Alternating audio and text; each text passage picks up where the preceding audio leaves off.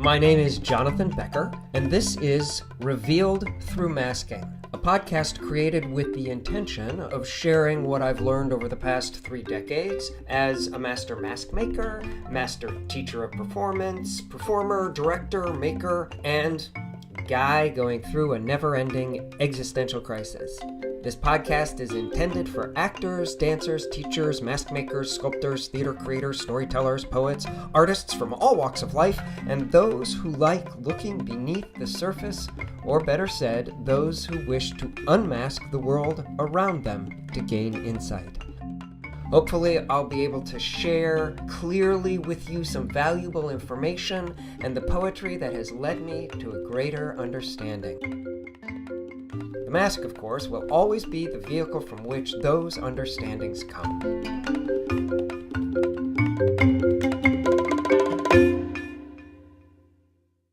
The title of this episode is Awareness Unmasked, Seeing and Listening.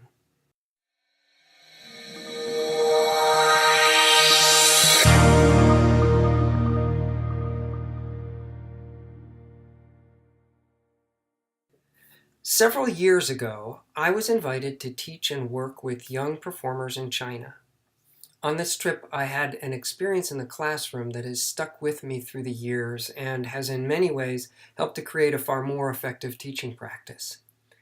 The experience speaks to the journey we take as human beings through life, as well as the necessary understandings we must possess as performers and artists. So here's what happened. One of the base exercises I use in the training classes is an exercise in which the students must balance an imaginary plateau as they move together through the space. They must walk faster and faster until they reach the apex the group can go, and then decrescendo their tempo until they come to a stop. The directive states there are to be no leaders and no followers. To succeed, the students have to simply play the event as it is. It is a simple game of walking and increasing tempo, listening and working together to maintain the balance of an imaginary plateau suspended on a central point so that it tips when out of balance. The game needs nothing more than the people in the game to be the people that they are, trying to solve a simple problem simply. American students often have difficulty with the exercise because each participant isolates themselves and tries to solve the problem of the plateau by themselves. They act alone rather than reaching out toward the ensemble and solving the problem through a partnership with the others. The game fails because the participant acts alone to solve a problem that involves many.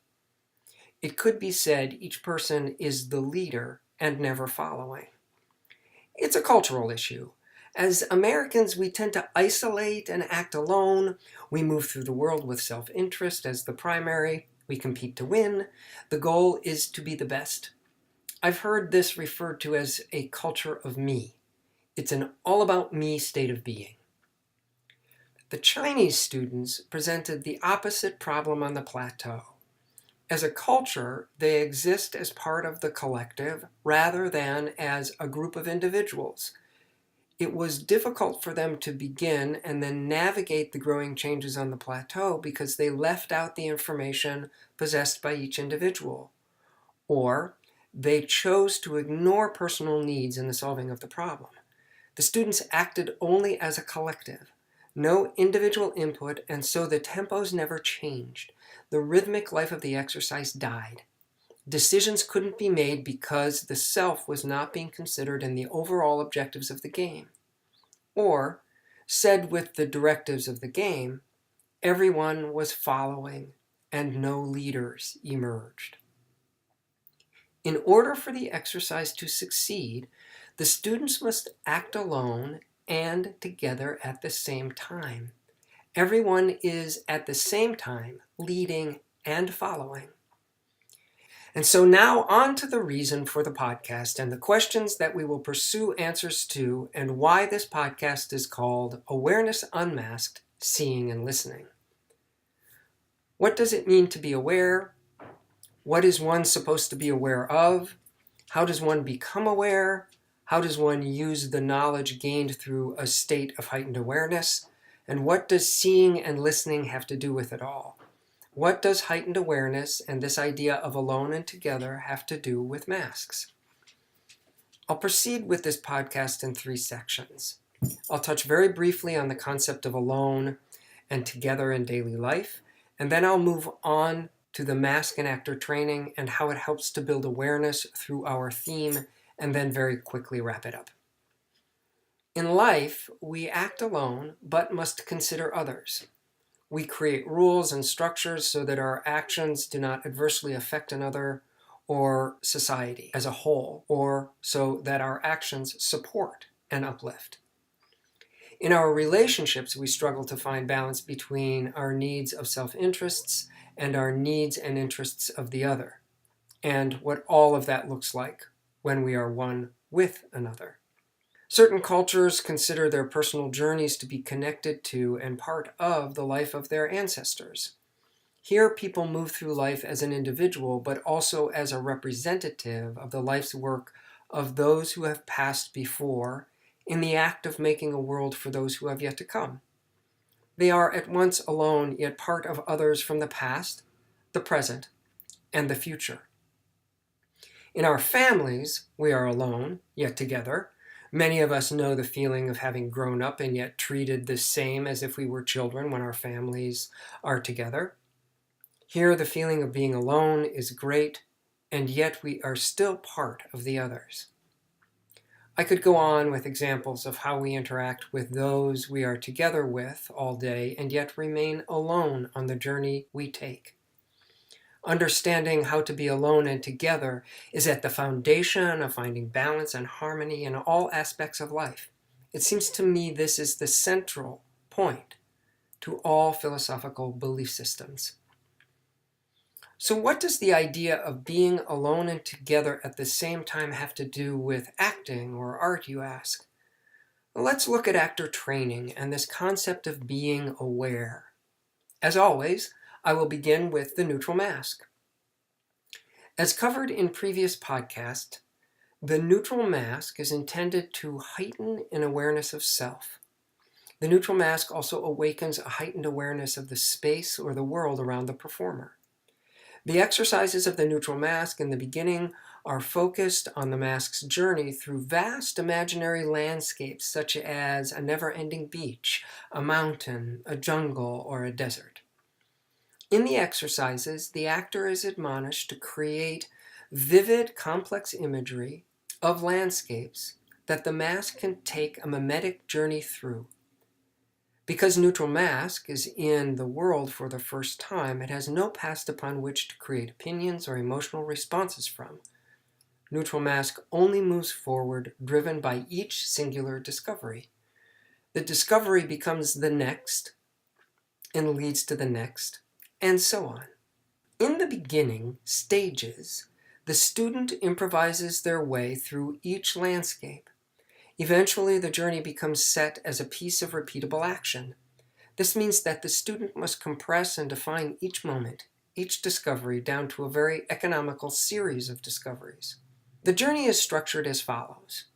Neutral mask begins in the ocean. Neutral mask comes out of the ocean and crosses a beach. Neutral mask then enters and travels through a great jungle. Suddenly, neutral mask exits the jungle, and before it is a great mountain. Neutral mask climbs the mountain and arrives at the apex.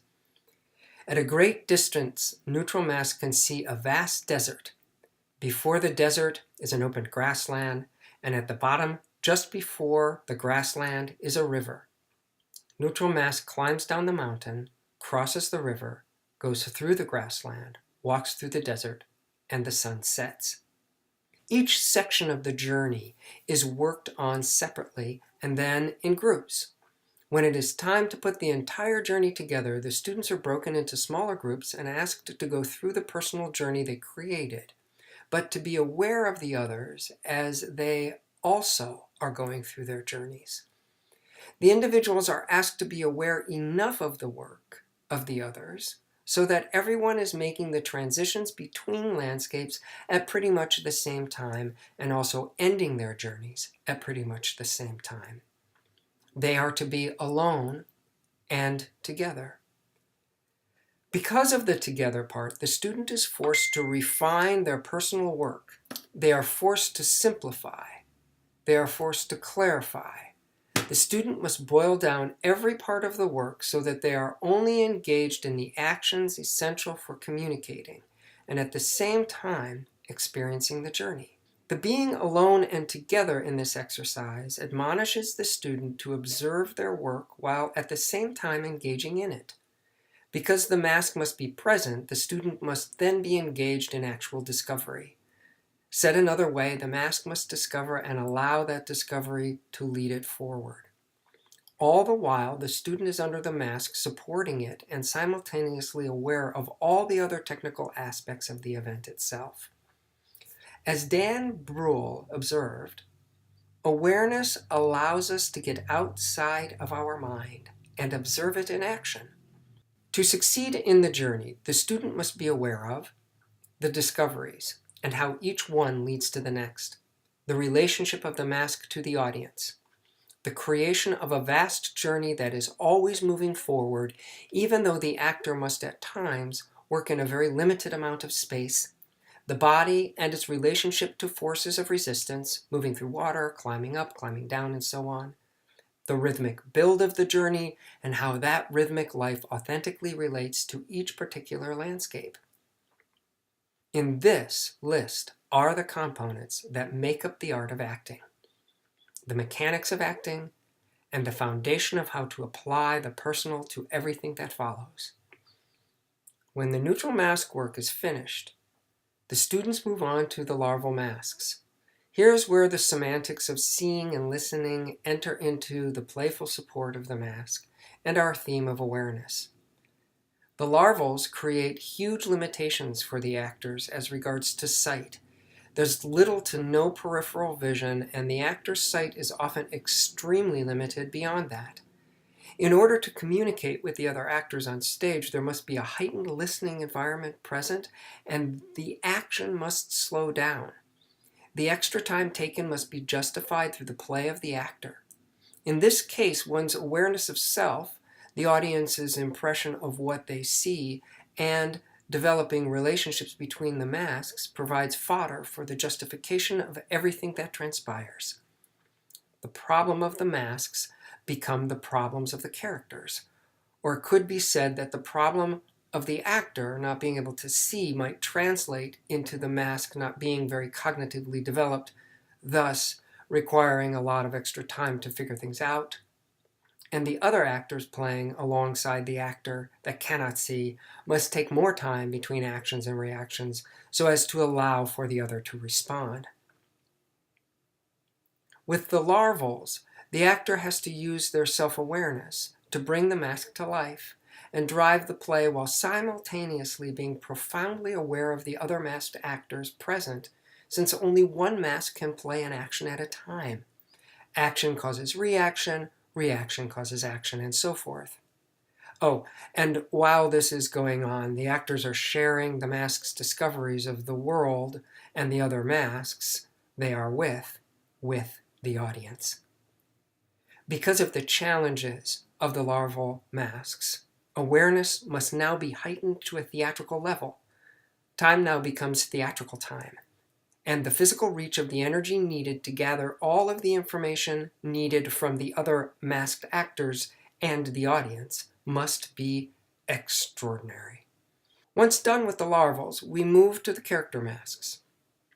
To bring the character mask to life, the actor must be intimately familiar with the particular mask being worn, know how the mask being worn reflects or highlights a particular part of the actor's personality, know why they are like this mask and what has made them that way, know what the audience perceives when they see the mask in action, know how this mask relates or potentially relates to others.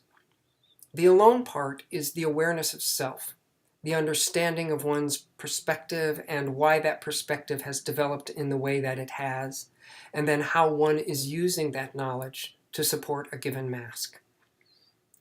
The character mask demands that one choose a part of themselves that is in some way related to the chosen mask to support it. For example, when I'm moving through the world with jealousy, how does that affect my relationships?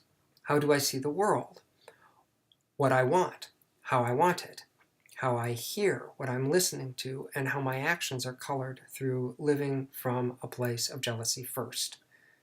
The together part is being aware of and listening to the others on stage, knowing what one's relationship to the others is in the performance space and the world of the play. There are a lot of mechanics that must be respected given the world of Mask. And I'm going to say, though, that mechanics are much the same whether one is performing Mask theater or if one is performing contemporary American realism. An audience is present and they must be part of the event taking place.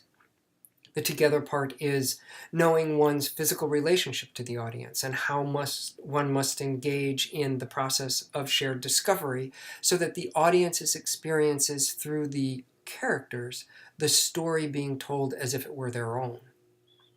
Being aware of the rhythmic arc of the play so that the relationship of the story, the relationship of the entire event to the audience is clear, exciting, and carries them forward. The mask in this process is present in the training for the same reason musicians study classical music, dancers study ballet, and actors study Shakespeare. The sophistication of the classical forms requires a complete knowledge of mechanics, understanding of form, and a mastery of both in order to bring to life successfully in a dynamic way the event for an audience. So awareness means a lot. It's a big word. It's about the self, it's about the others, it's about the audience and their world, it's about the world of the play and everything contained therein, it's about the mechanics of performance, it's about the style or the form the event is relating to an audience from. It is about how all of these elements interact with each other, inform each other, and affect how each manifests. Stephen Covey, a great American educator, author, businessman, and speaker, said, "Every human has four endowments: self-awareness, conscience, independent will, and creative imagination.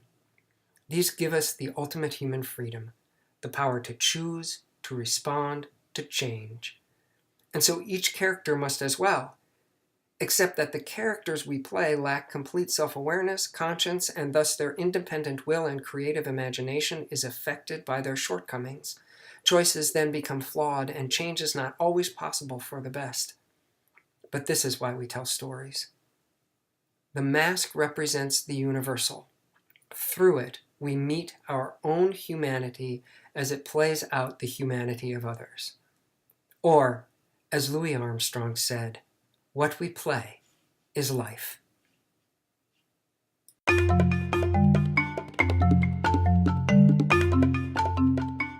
There you have it, another episode of Revealed Through Masking.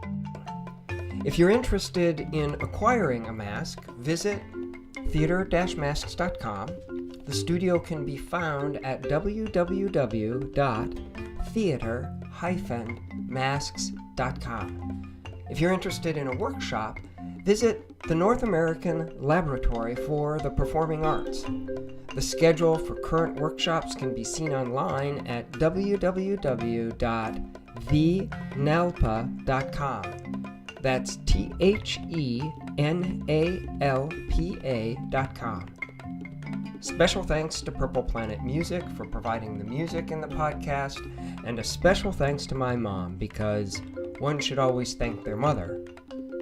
Thanks, Mom.